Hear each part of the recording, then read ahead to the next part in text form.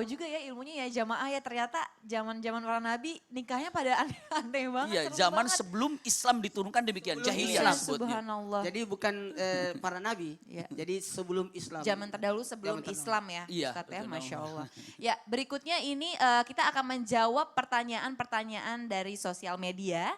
Ini pertanyaan yang pertama dari hamba Allah. Assalamualaikum Ustadz, saya perempuan lajang usia 27 tahun. Saya masih ingin fokus berkarir dan membiayai pendidikan kedua adik saya karena orang tua saya sudah tidak bekerja.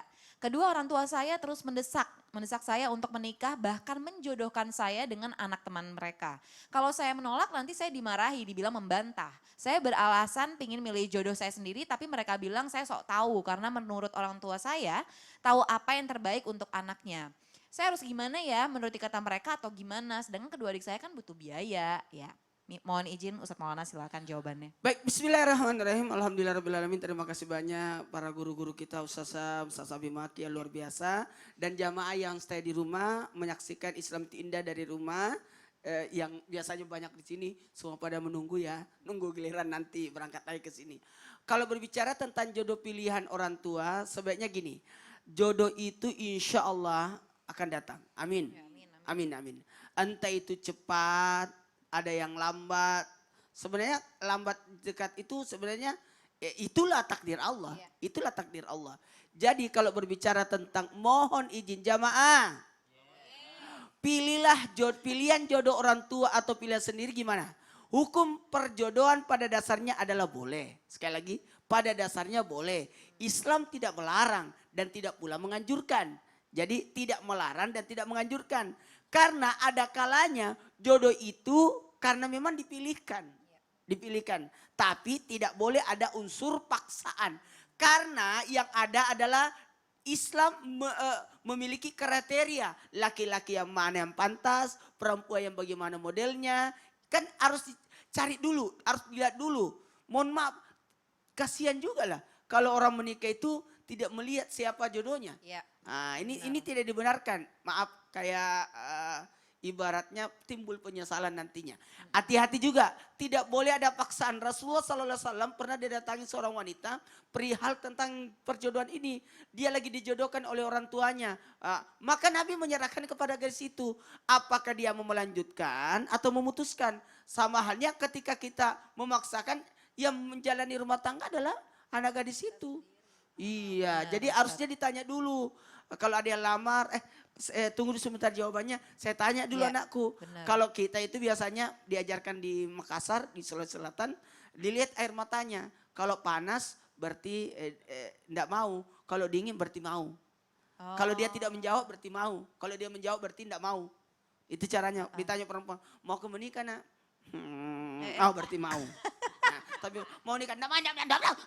Oh berarti ada calonnya dia. Nah, jadi Iya, benar, jadi Masya bisa jadi sosok anak gadis boleh menyerahkan kepada orang tuanya, kepada walinya. Abah, bapak, ayah, saya sudah siap. Kalau ada yang mendatang melamar boleh. Jadi itu boleh. Nah, karena orang tua, wali inilah yang pantas untuk menjodohkan anaknya sebenarnya karena dia Benar. bertanggung jawab membesarkan dan pokoknya pertanggungjawabannya dunia akhirat kan orang tuanya. Iya. Nanti akan dipindahkan kepada suaminya ketika ijab kabul itu. Nah, maka ketika bagaimana kalau dia menolak dijodohkan, apakah berdosa? Tidak berdosa. Karena kenapa?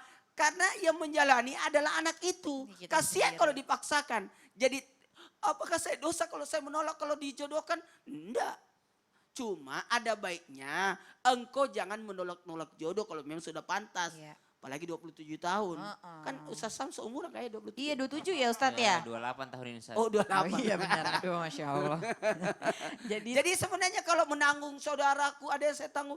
Justru dengan menikah insya Allah engkau akan ibaratnya ketemu. Diberikan akan kemudahan ya, dimudahkan. Ustaz ya. Karena ingat ya pernikahan jodoh itu adalah ikatan yang suci. Jadi harus dikuatkan. Jadi tidak boleh sembarangan mengikat-ikat kemana. Ya, benar.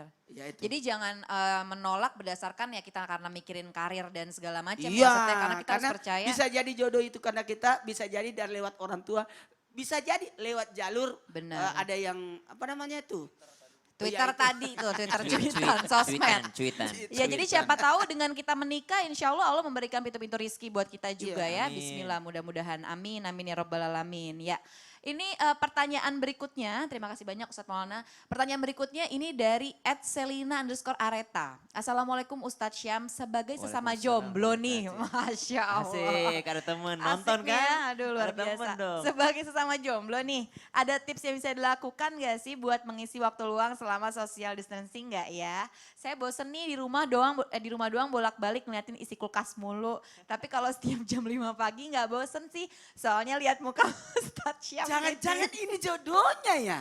Dari profilnya cakep nih. Ya, terus ini, lanjut. ini siapa tahu loh. Amin, amin. Abah, Bisa Nah, siapa namanya ditanya tadi? loh. Selina Areta. Tanya ke nanti tim cari. Islami Tindak.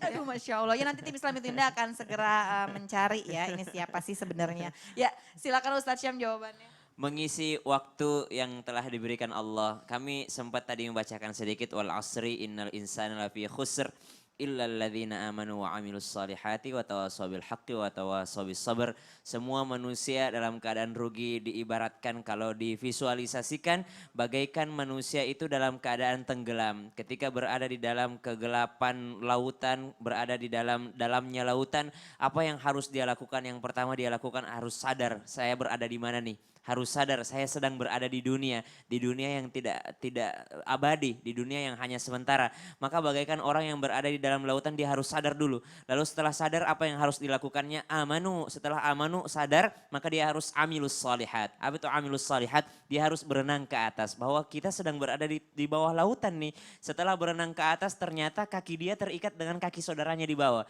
Dia harus turun ke bawah untuk apa? Tawasau bil haqq. Harus mengingatkan, kita lagi tenggelam loh ini, ayo kita berenang ke atas. Setelah sama-sama berenang ke atas, di tengah perjalanannya ternyata saudaranya itu dalam keadaan udahlah nyerah aja, kita nggak mungkin bisa sampai ke permukaan. Maka apa kata Al-Quran? Tawasau bis sabar. Sama-sama mengingatkan dalam kesabaran. Sabar yuk, lanjut aja. Maka mengisi waktu luang, mengisi waktu yang diberikan Allah Subhanahu wa taala, sesungguhnya kita tidak punya waktu luang. Sesungguhnya kita tidak punya waktu banyak. Kenapa kita terlalu memikirkan yang namanya virus mematikan ini? Padahal sebenarnya malakul maut selalu mengintai kita kapanpun itu. Banyak yang terlalu memikirkan bahwasanya nanti bisa mati kena penyakit ini. Tapi mereka lupa bahwasanya mati itu bisa datang kapan saja. Mereka sibuk untuk memikirkan kapan bisa keluar rumah, tapi ternyata banyak yang lupa untuk memikirkan kapan kita bisa keluar daripada maksiat ini misalnya. Maka banyak banget yang bisa kita lakukan. Al-Quran 30 juz, dikaji Al-Fatihah itu 1 bulan tidak selesai.